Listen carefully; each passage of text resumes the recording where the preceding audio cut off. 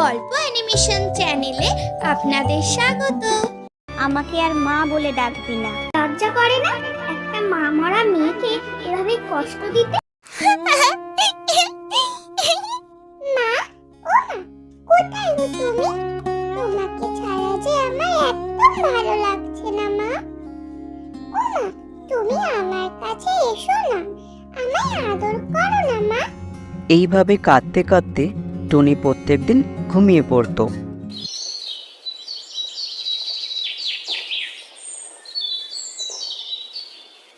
এইভাবে আর কতদিন বাবা বলতো? টুনির মুখের দিকে যে তাকানো যায় না। ওর মা মরে যাওয়ায় ও যে পাগলের মতো হয়ে গেছে। আমি বলি কি, তুই একটা বিয়ে করে ওর জন্য নতুন মা নিয়ে আয়, তখন দেখবি মেয়েটা ঠিক হয়ে যাবে। কিন্তু এই অবস্থায় বিয়ে করি কিভাবে? আর মা, তুমি যে বলছো আমাকে বিয়ে করতে, তুমি তো জানো মা, সৎ মারা ভালো হয় না। সব সময় যে এমনটাই হবে তা তো নয় বাবা। অনেকক্ষণ ভাবার পর টোনা সিদ্ধান্ত নেয় সে একটা নতুন বিয়ে করে টুনির জন্য মা আনবে। টুনি, মা টুনি, দেখবি আয় মা, কাকে এনেছি তোর জন্য। কই বাবা, কই? এটা কে গো বাবা তোমার সাথে? তোর জন্য নতুন মা এনেছি সোনা।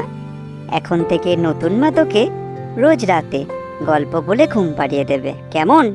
ও তাই নাকি বাবা? এটা আমার নতুন না? মা, তুমি আমাকে রোজ গল্প বলে ঘুম পাড়াবে?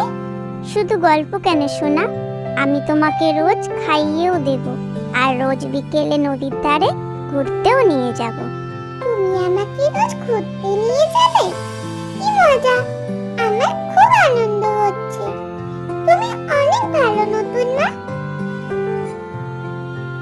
এইভাবে কিছুদিন সময়টা ভালোই কাটছিল। শোনো টিয়া, আমি কাজের সূত্রে শহরে যাচ্ছি, তোমরা সাবধানে থেকো। আর দেখো আমার মেয়েটা যেন কোনোভাবে কষ্ট না পায়। তুমি ওসব নিয়ে চিন্তা করো না টোনা, আমি টুনিকে তো কত ভালোবাসি বলো। তুমি শহরে গিয়ে মন দিয়ে কাজ করবে, বুঝলে? এই বলে টোনা শহরে চলে যায় কাজের উদ্দেশ্যে। মা, ও মা, আমাকে কিছু খেতে দাও তো, আমার খুব খিদে পেয়েছে। এই মেয়ে, এই খুব খিদে পেয়েছে তাই না?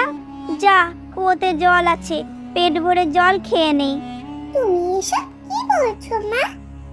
জল খেলে কি কারো খিদে মেটে বলো? তুমি আমায় একটু পায়েস বানিয়ে দাও না মা, আমার পায়েস খেতে খুব ভালো লাগে।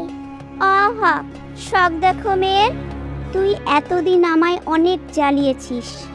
শোন, আজ থেকে আমি যেভাবে বলবো সেভাবেই চলবি, বুঝেছিস?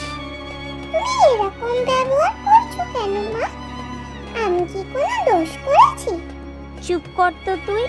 এখন থেকে আমাকে আর মা বলে ডাকবি না। তুই কি ভেবেছিস আমি তোর দেখাশোনা করার জন্য এখানে এসেছি? আমি তোর বাবার এই সম্পত্তির লোভে এসেছি, বুঝেছিস?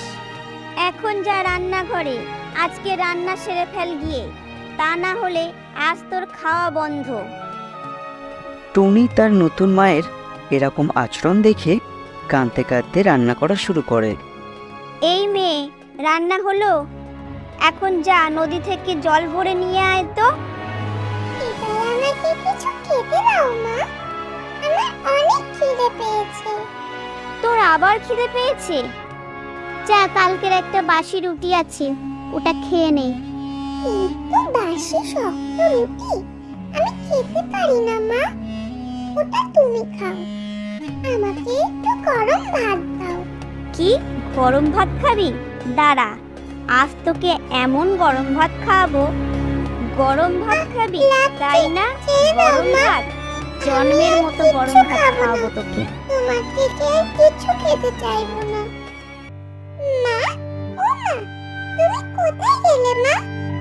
আমি তোমাকে ছাড়া একদম ভালো নেই মা। আমাকে তোমার মতো কেউ ভালোবাসে না, কেউ আদর করে না। তুমি তো আমাকে তোমার সাথে নিয়ে যেতে পারতে মা। বাচ্চা টুনিকে এভাবে কষ্ট পেতে দেখে টুনির মায়ের আত্মা সেখানে আসে। আর কান্না করিস না সোনা, কান্না করিস না তো। মা, তুমি এসেছো মা? তুমি জানো আমার তোমার কথা খুব মনে পড়ে। তুমি কথা দাও যে তুমি আমাকে ছেড়ে আর কোনোদিন যাবে না। কি করে যাবো বলতো সোনা? মা হওয়া যে অনেক কষ্টের, আমি যে মরেও শান্তি পাইনি। তোর দুঃখ দেখে আমায় আসতে হলো। এই টুনি, এটা কে রে? সেটা জেনে তুই কি বলবি শয়তান টিয়া? লজ্জা করে না একটা মা মরা মেয়েকে এভাবে কষ্ট দিতে? আজ আমি তোকে আমার মেয়েকে দেওয়া সব কষ্ট ফেরত দেব। এই বলে টুনির মা সবুজ টিয়ার গলা চেপে ধরে এবং সবুজ টিয়া ছটফট করতে করতে সেখানেই মরে যায়। পায়েস খাবি আমার সোনা মা?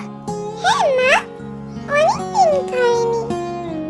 এইভাবে বাচ্চা টুনি তার মায়ের সাথে আনন্দে থাকতে লাগে।